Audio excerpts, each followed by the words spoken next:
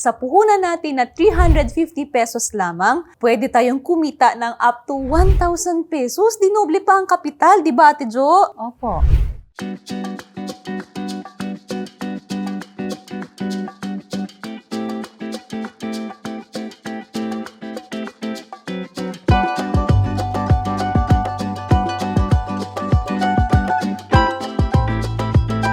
Ngayon po ay ituturo namin sa inyo kung paanong gawing isang patok na negosyo ang pagluluto ng bagoong gata ng Zamboanga.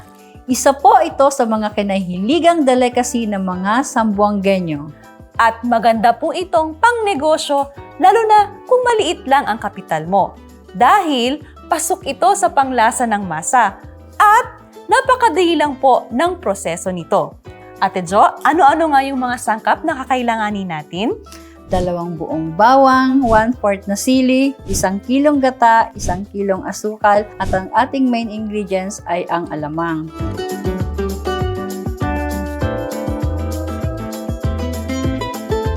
Sige po Ate Jo, start na po tayo. Ano po ba yung unang procedure na gagawin natin? Una, painitin muna natin ang ating kawali. Ang kasunod po, Pag mainit na ang kawali, lalagyan natin ng mantika. gaano po kadami Ate Jo? Sakto lang ba? Tansya lang natin. Tapos po Ate Jo, ang susunod natin ay Pag mainit na ang kawali, at saka natin isunod ang bawang. Ngayon, mainit na ang ating mantika, ilalagay na natin ang ating bawang. dapat po golden brown Ate Jo. Apo.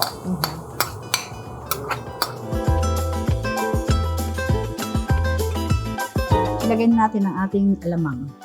Ate Jo, napansin ko, tuyo siya. Hindi ba natin isasama yung sabaw? Kasi pagsasama natin ng sabaw masyadong maalat. So, dapat tandaan yun. Dapat naka-strain po siya para tuyo. Gigasayin po siya, Ate Jo, hanggang sa Medyo mag-brown-brown na yung alamang. okay na po siya, Ate Jo. Ganyan. Kunting gisa, saka siya ihahalo ang gata. So, parang napansin ko po, nabanggit ko kanina, 1 kilong gata, 1 kilong alamang. So, parang 1:1 ang proportion ng ating mga ingredients. At itong gata niyo po, Ate Jo, tatang gata, yung parang unang piga po, Ate Jo. Wala siyang na- halong tubig. okay. Yung parang, kasi yung iba yung nakikita ko, dinadagdagan nila ng mainit na tubig para lumabas yung gata. Pero ito yung Pure na gata. pure talaga. Ngayon po ay pwede natin ilagay ang ating asukal. So, gradual ba, Ate Jo? Konti-konti lang. Konti-konti lang. Sige po.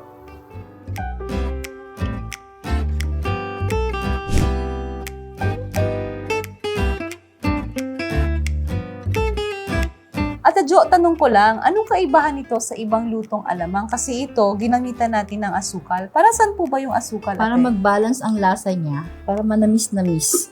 Kumbaga, sweet and spicy. Kasi Spicy. tayong mga Zamboangueños, alam ko mahilig talaga tayo sa may konting tamis sa bawat niluluto natin. Ngayon po, Ate Jo, na nalagay na natin yung mga pangunahing sangkap, maliban sa sili, ano po ang susunod na gagawin natin? Pakukuluan lang po natin siya Pakukuluin siya hanggang hanggang sa... maglabas yung oil niya. Bakit kailangan po yung proseso na yun na palalabasin po ang mantika? Kasi yun po yung magiging preservative niya para pa magtagal ang bagoong. Ay, ganon. Narinig niyo po yun, mga kababayan. Kung ano naman po, kung halimbawa, hindi ko siya i-ref or sa room temperature, mga gaano po siya katagal po pwedeng magamit? Isang buwan, pero dapat kasi laging gumagamit ng kutsara pag kinukuha, hindi kinakamay kasi madaling mapanis. So, mas maigi pagkabukas, ilagay sa ref, kumbaga, Ate Jo, Apa. no? Para mas tumagal. Tumagal. Napansin ko lang, Ate Jo, kahit siguro ang ating mga viewers, napansin ko na gamay nyo na po yung paggagawa ng bagoong gata. Matanong ko lang po, Ate Jo, gaano katagal na po ba kayo nagluluto ng bagoong gata? Mga 20 years na ginagawa ko siyang business. Paano nyo po siya naibebenta o naimamarket? Sa online, at saka yung iba, binabagsak ko sa mga tindahan. May mga suki na ako. So, within Zamboanga po ba yan? O meron ba na kayong Meron mga sa suki? ibang lugar, meron ako sa Basilan, Ang layo. meron na rin ako sa Labuan. Marami na po palang nakatikim ng iyong bagoong gata. Ate Jo, yung kita natin, goods ba tayo? Opo, halos doble po yung kinikita ko dito. Malaki, Ate Jo, no? Kaya pwede itong in na business, lalo na sa ating mga kababayan na nanonood ngayon. Kayang-kaya nyo po itong gawin kasi po napakadali lang ng proseso. Pwede itong additional income sa kanila, Ate Jo. Ano Opo. po? At ito pa, alam nyo po ba na dito sa Zamboanga, anumang handaan, hindi mawawala ang bagoong gata. At ito po ang the best partner para sa Manggang hilaw. Opo, kasi dito po sa mga stall sa Zamboanga, kay mangga man yan, bayabas, o anumang prutas na tinitinda, hindi mawawala ang bagoong gata bilang sausawan.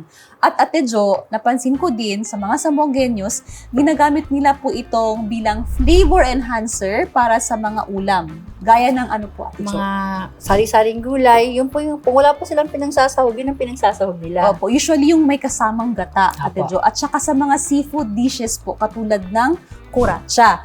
Yung iba naman po, mga kababayan, ginagawa nilang ulam, yung bagoong gata. Kung may staple rice, dito sa amin, staple ang bagoong gata. Di ba, Ate Jo? Opo. So, Ate Jo, malapit na po ba tayong matapos? Malapit na po. Pwede na po natin ilagay ang panghuli nating sangkap. ang sili. So, Opo. sige po, ihulog ko na po, Ate Jo.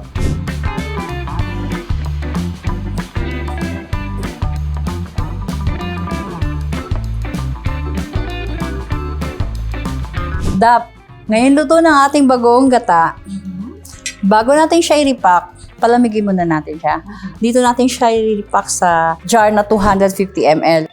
Pero depende po sa inyong preference, mga kababayan. Pwedeng maliit o mas malaki na lalagyan, or pwede naman pong sa plastic na tingi-tingi, katulad ng ating nakikita sa mga pamilihan. Di ba, Ate Jo? Tara, pack tayo, Ate Jo.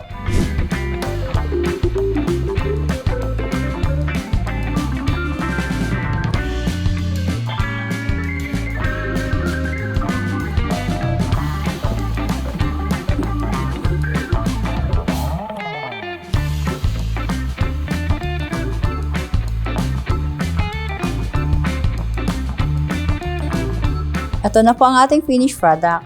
Nakagawa po tayo ng 10 jar na pwede po nating ibenta ng tag 100 bawat isa. Oh, isipin niyo yun, mga kababayan. Sa puhunan natin na 350 pesos lamang, pwede tayong kumita ng up to 1,000 pesos. Dinoble pa ang kapital, di ba, Ate Jo? Opo. Pero wait lang, Ate Jo. Baka may naitabi ka dyan. Pwede bang tikman? Pwede. Yes!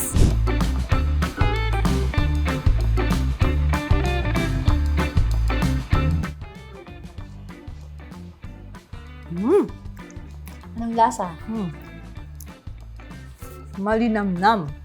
Sana po ay may nakuha po kayong idea na maaari nyo pong magamit para sa inyong mga future business, mga kababayan. Gawin nyo na rin po itong bagoong gata. Kayang-kaya nyo po itong gawin kahit nasa bahay lamang po kayo. Basta't tandaan, pag may tiyaga, may pagpapala.